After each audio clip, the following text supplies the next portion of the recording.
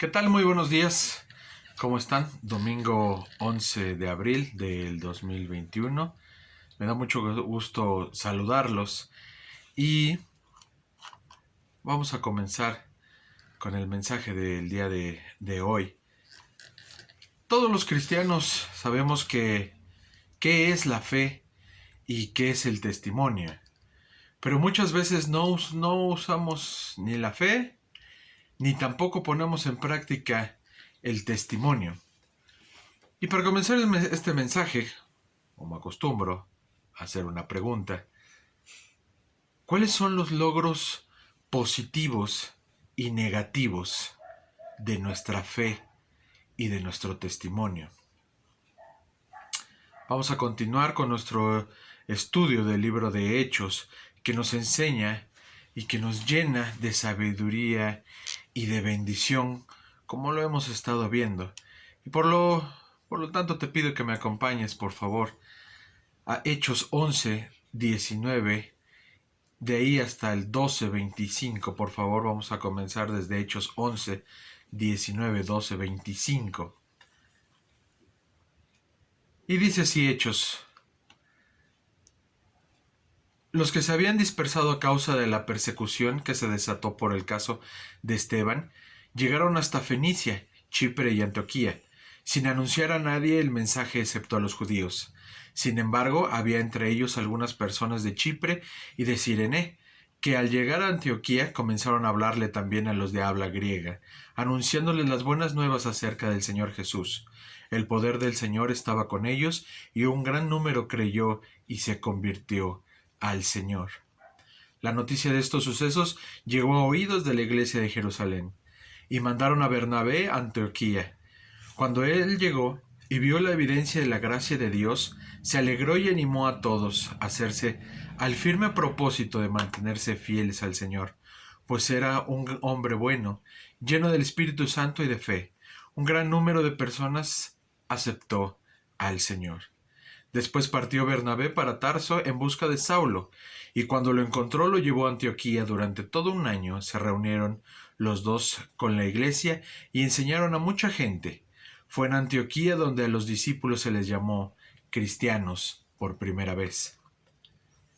Por aquel tiempo unos profetas bajaron de Jerusalén a Antioquía.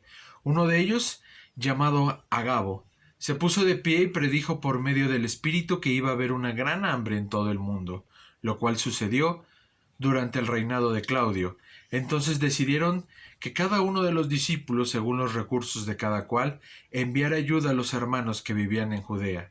Así lo hicieron, mandando su ofrenda a los ancianos por medio de Bernabé y de Saulo. En este tiempo, el rey Herodes hizo arrestar a algunos de la iglesia con el fin de maltratarlos. A Jacobo, hermano de Juan, lo mandó matar a espada. Al ver que esto agradaba a los judíos, procedió a prender también a Pedro. Esto sucedió durante la fiesta de los panes sin levadura. Después de arrestarlo, lo metió a la cárcel y lo puso bajo la vigilancia de 4 grupos de 4 soldados a cada uno. También la intención de hacerlo comparecer en juicio público después de la Pascua.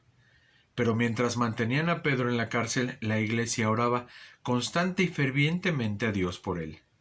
La misma noche en que Herodes estaba a punto de sacar a Pedro para someterlo a juicio, éste dormía entre 2 soldados, sujeto con 2 cadenas. Unos guardias vigilaban la entrada de la cárcel. De repente apareció un ángel del Señor y una luz resplandeció en la celda. Despertó a Pedro con unas palmadas en el costado y le dijo: «Date prisa, levántate». Las cadenas cayeron de las manos de Pedro. Le dijo además el ángel: «Vístete y cálzate las sandalias». Así lo hizo. Y el ángel añadió: «Échate la capa encima y sígueme». Pedro salió tras él, pero no sabía si realmente estaba sucediendo lo que el ángel hacía. Le parecía que se trataba de una visión.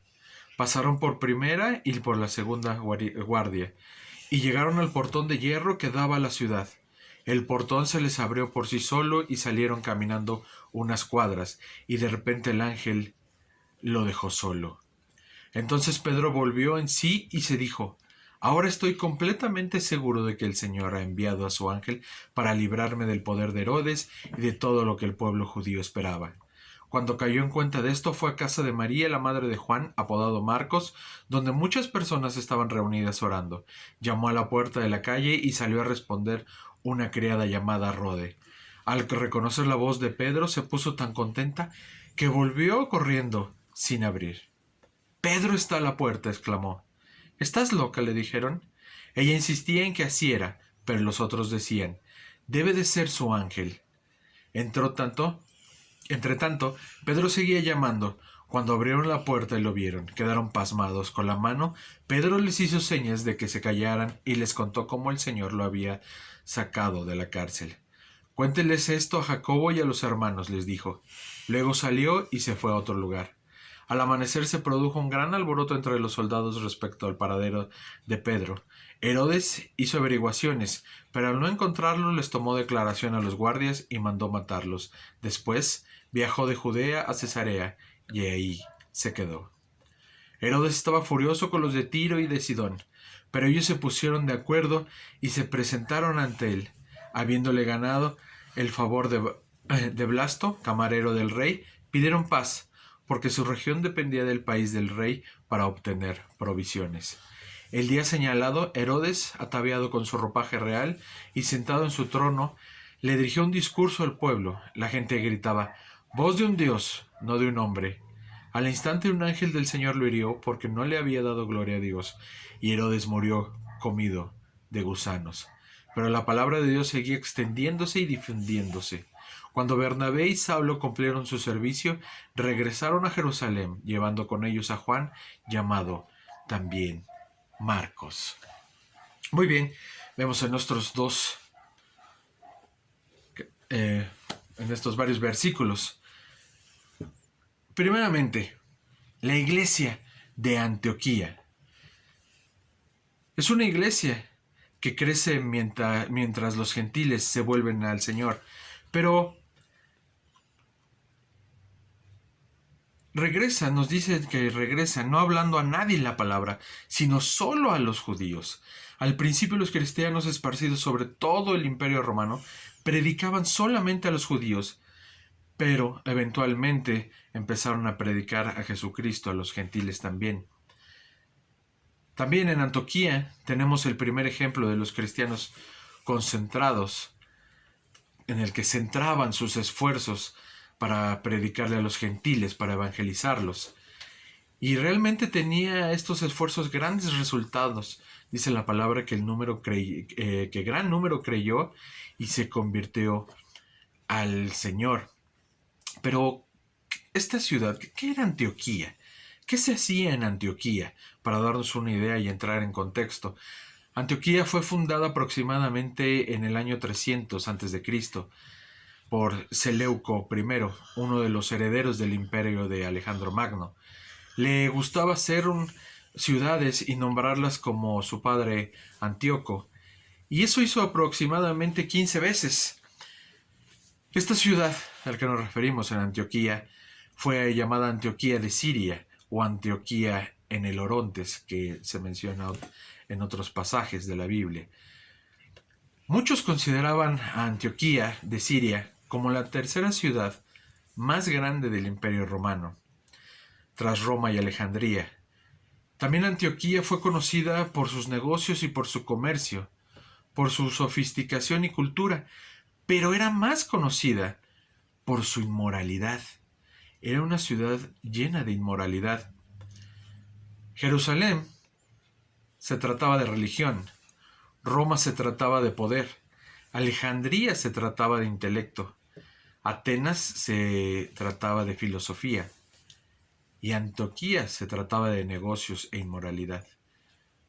¿Cómo convertir a una ciudad con estas características a una ciudad que adore y alabe a Dios? ¿Cómo lograr convertir a gente inmoral que no alaba a Dios? ¿Cómo hacerlo? Llegaron los apóstoles a Antioquía y llevaron el Evangelio. Y dice la palabra que la mano del Señor estaba con ellos y que un gran número creyó y se convirtió al Señor. ¿Cómo puede cambiar una ciudad? ¿Cómo puede cambiar una persona? Con la mano del Señor. Aquel que lleva el Evangelio debe de llevar al Señor con él y con ellos. También nos habla de Bernabé. El ministerio de Bernabé en Antioquía. Llegó la noticia de estas cosas a oídos de la iglesia que estaba en Jerusalén. Y enviaron a Bernabé, que fue hasta Antioquía. Y cuando llegó y vio la gracia de Dios, se regocijó y exhortó a todos a que con propósito de corazón permanecieran fieles al Señor, porque era varón bueno y lleno del Espíritu. Escuchemos esta parte. Esta parte es muy importante. Cuando llegó y vio la gracia de Dios, se regocijó y exhortó a todos a que con propósito de corazón permanecieran fieles al Señor, porque era varón bueno y lleno del Espíritu y de fe. ¿Cuál es el resultado de un testimonio? ¿Cuál es el resultado de estar lleno del Espíritu, de fe? Ser una persona buena. Una gran multitud fue agregada al Señor. ¿Cuál es el resultado de nuestro testimonio? Debemos de sentarnos un momento a analizar nuestro testimonio y los resultados de este. ¿Qué hemos hecho con nuestro testimonio? ¿Cuántas multitudes se han convertido al Señor por nosotros? Bueno, es hablar un poco exageradamente. 1, 2. ¿Cuántos nuestro testimonio pesa tanto para querer convertirse al Señor por nuestro testimonio? La iglesia de Jerusalén envió un hombre capaz como Bernabé, previamente conocido por su generosidad. En Hechos 4, 36, 37 lo vemos. Y su amable aceptación de Saulo de Tarso después de su conversión.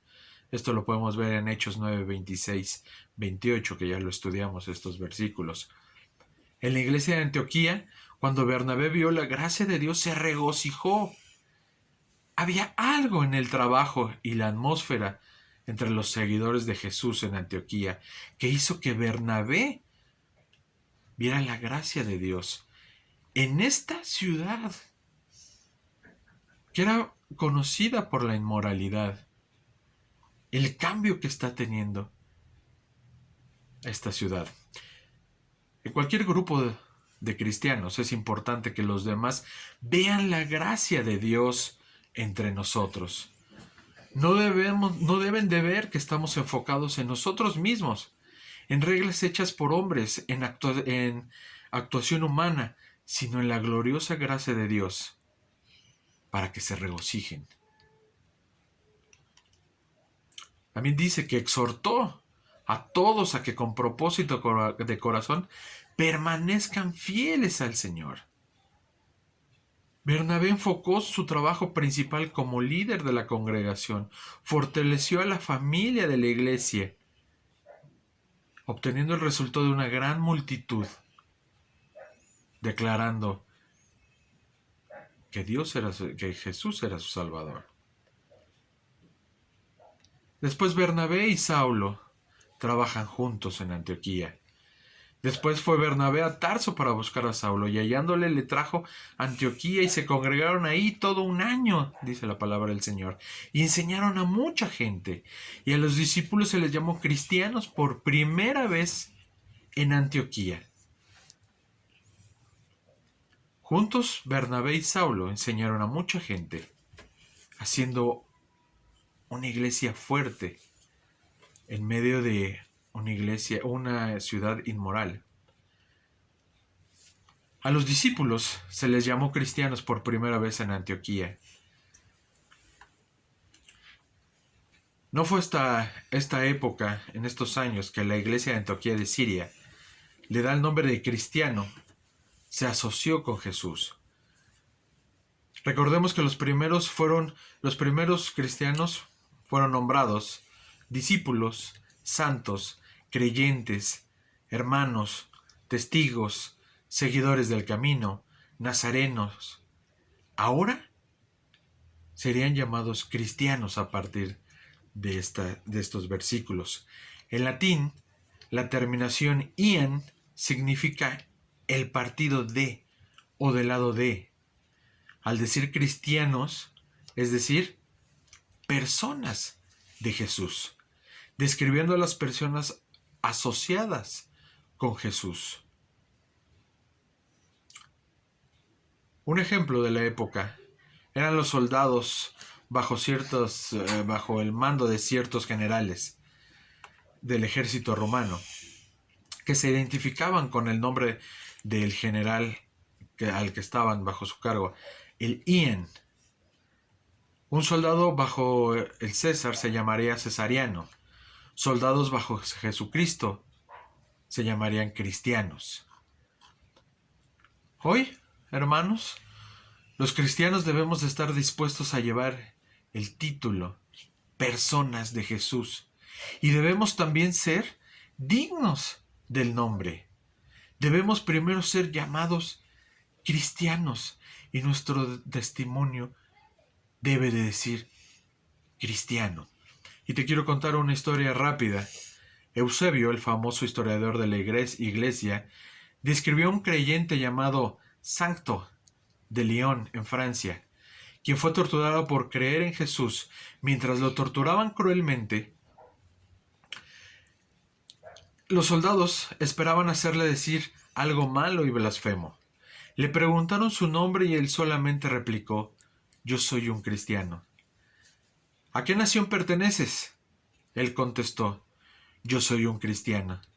¿En qué ciudad vives? Yo soy cristiano. Sus interrogadores empezaron a enojarse.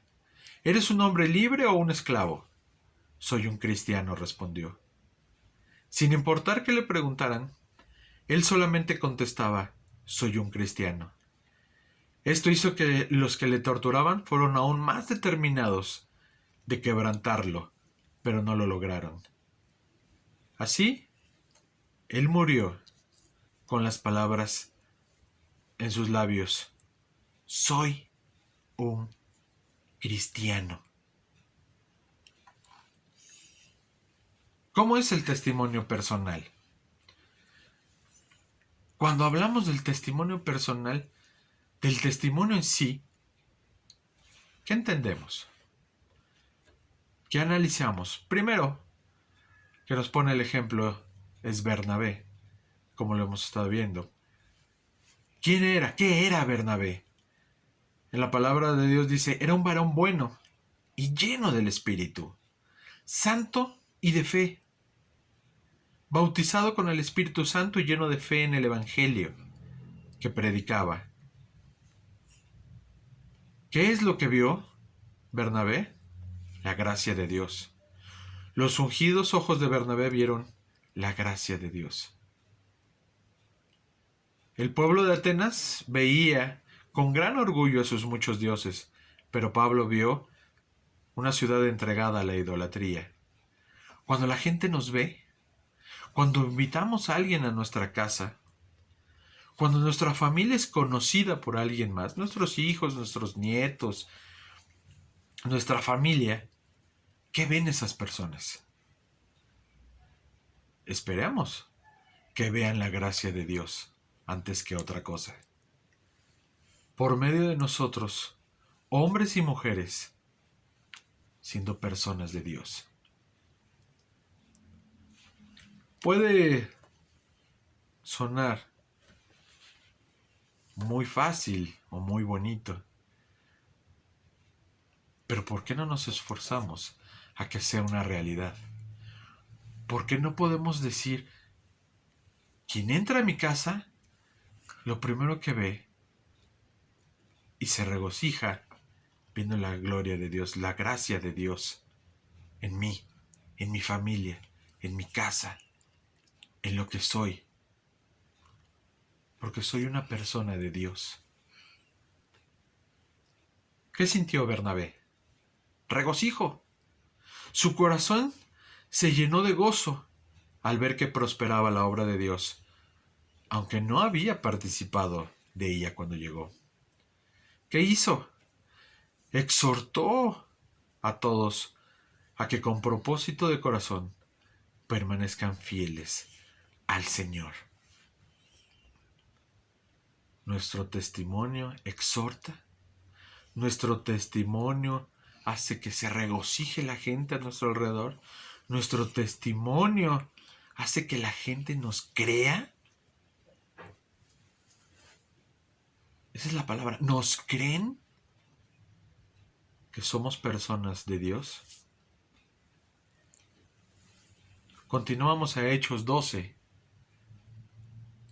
Herodes no es solo un nombre de un rey, era el nombre de una familia de reyes. Los Herodes era una familia idumea, es decir, eran descendientes de los edomitas, descendientes de Esaú, hermano de Jacob. Eran parientes cercanos, pero los edomitas no tenían buenas relaciones con los judíos. Este Herodes era el nieto del Herodes el Grande, que mandó matar a los niños menores de 2 años cuando nació Jesús. Y era hijo de Herodes Antipas, que fue quien le mandó cortar la cabeza a Juan el Bautista. Y ese Herodes, de quien nos habla este capítulo 12 de Hechos, se llamaba Herodes Agripa. Para que sepamos qué Herodes es el que nos está hablando esta parte de la escritura. En aquel tiempo, dice la escritura, que este mismo rey Herodes echó mano de algunos de la iglesia para maltratarles. Y como ejemplo es Jacobo, al cual dice que mató a espada y era el hermano de Juan. Este Jacobo, hermano de Juan, de los 12 discípulos que seguían a Jesús, Jacobo fue el primero en ser martirizado. Jacobo no fue, pero no nos confundamos, Jacobo no fue el primer cristiano de morir por fidelidad a Jesús. Recordemos a Esteban en Hechos 7, 58, 60. Él fue martirizado antes, pero no era uno de los 12. Jacobo, hermano de Juan, se podría haber pensado que Jacobo, en particular, estaba bajo una protección divina. Fue una de las personas más cercanas a Jesús, que era mencionado con frecuencia, con su hermano Juan y con Pedro. Podemos verlo en Mateo, en Marcos, en Luke y en Lucas. Y podemos preguntarnos, ¿por qué pasa esto? ¿Por qué siendo alguien tan cercano que estuvo con el Señor, podía ser martirizado de esta manera?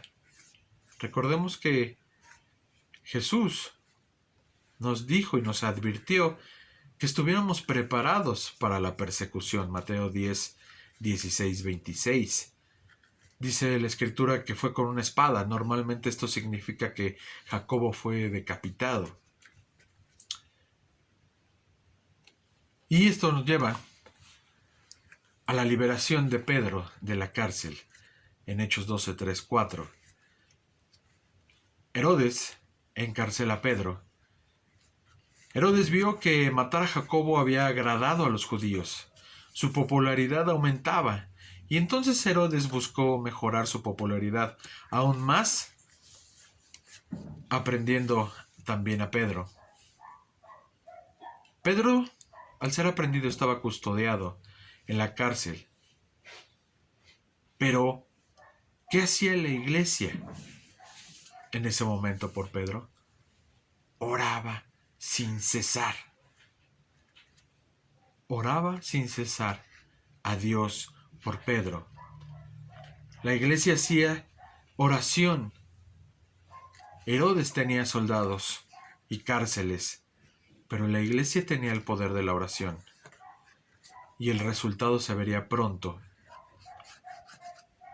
Pedro estaba custodiado en la cárcel, pero la iglesia tenía la libertad de orar. Y dice especialmente que oraba fervientemente. ¿Cómo es la oración de una iglesia? ¿Cómo es la oración personal de cada quien? Muchas veces nuestra oración no tiene poder porque le falta fervor. Con demasiada frecuencia oramos casi con la actitud de que queremos que a Dios le importe algo que a nosotros realmente no nos importa. O lo hacemos por repetir, o lo debemos de hacer de una manera sin concentración, rápida, pero no lo hacemos con sinceridad, con fe, con fervor. Nuestro corazón debe de darle importancia, una importancia apasionada. Dice Jesús, si permaneces en mí y mis palabras permanecen en vosotros, pedid lo que quieras y os será hecho. Hacían sin cesar oración a Dios. Debemos de tener una oración fuerte. Muchas veces nuestras oraciones son débiles porque no estamos conscientemente yendo realmente ante la presencia de Dios. ¿Cómo ofrecemos nuestras peticiones si no es con fervor, con amor, con importancia? Aquella misma noche, Pedro estaba durmiendo, pero Pedro no demostraba ninguna señal de ansiedad. Sería ejecutado, sería juzgado injustamente, culpado y ejecutado. Sin embargo, Pedro dormía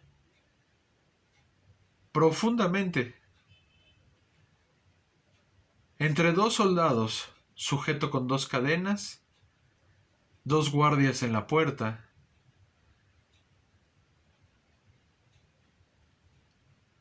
Cuando es visitado por el ángel del Señor.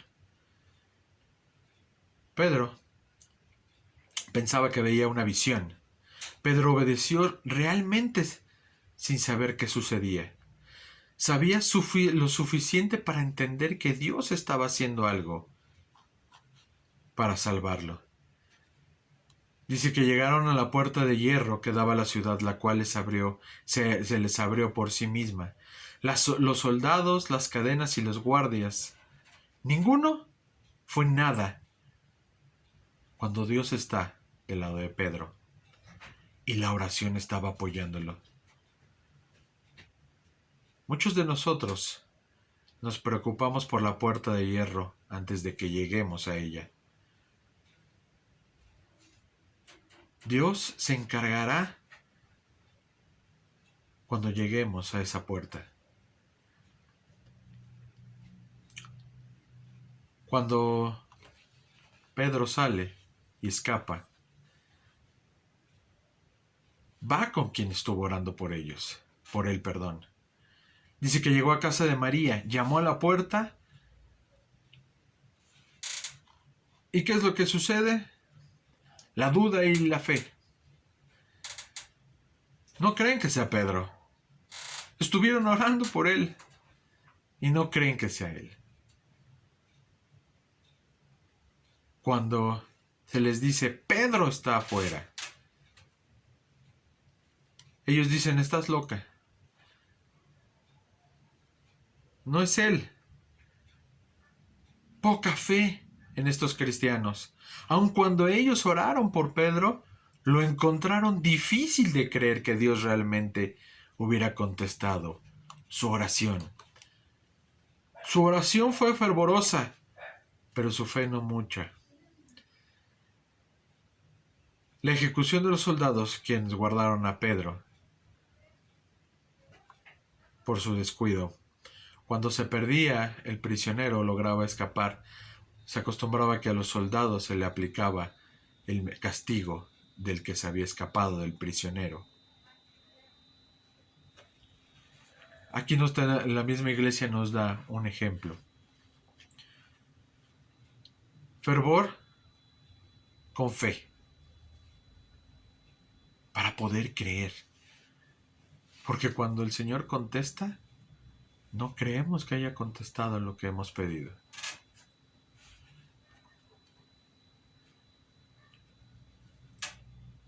Por último, Dios juzga a un blasfemo Herodes y bendice a una iglesia obediente. Herodes recibe la alabanza exagerada de la gente de Tirón y de Sidón, y recibe el juicio del Dios a quien rehusó glorificar. El pueblo lo aclamaba gritando, voz de Dios y no de hombre. Al momento un ángel del Señor lo hirió por cuando no dio gloria a Dios, y expiró comido de gusanos. Voz de Dios y no de hombre. La naturaleza humana, la gente de Tiro y Sidón, alababa a Herodes como si fuera un dios. Herodes lo disfrutaba tomando la gloria para sí mismo. Nunca dio gloria a Dios. Expiró comido de gusanos. La manera de la muerte de Herodes era apropiada a su estado espiritual.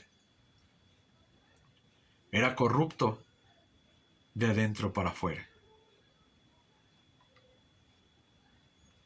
La obra de Dios continúa sin estorbo alguno. La palabra de Dios crecía y se multiplicaba, y Bernabé y Saulo, cumplido su servicio, volvieron a Jerusalén, llevando también consigo a Juan, el que tenía por sobrenombre Marcos. Herodes, peleó contra Dios, mató a Jacobo, pero no venció el plan de Dios. Él arrestó a Pedro, pero la iglesia que oraba con fervor vio a Dios rescatar a Pedro, y la obra del apóstol continuó, a pesar de que cuando vieron a Pedro no creyeron que era él. Para concluir este mensaje, Bernabé y Saulo fueron llamados por el nombre de Cristo, porque habían creído en él, y se volvieron a él, y estaban de todo corazón con él, viviendo para él. ¿Tú y yo queremos ser como Bernabé y Saulo? ¿Ya somos como ellos? ¿Qué nos falta para vivir al 100% para Jesús? Mantengámonos fieles. Dios demanda y nos exhorta a ser fiel. Ser un cristiano requiere entrega del corazón a la obra de Dios. Seamos ejemplo para los demás. Dejémonos guiar por el Espíritu Santo. Tenemos que confiar en nuestro Señor. Somos cristianos. Recuerda, personas de Cristo. Somos personas de Cristo. Te invito a terminar este mensaje inclinando el rostro, yendo a la presencia de nuestro Señor.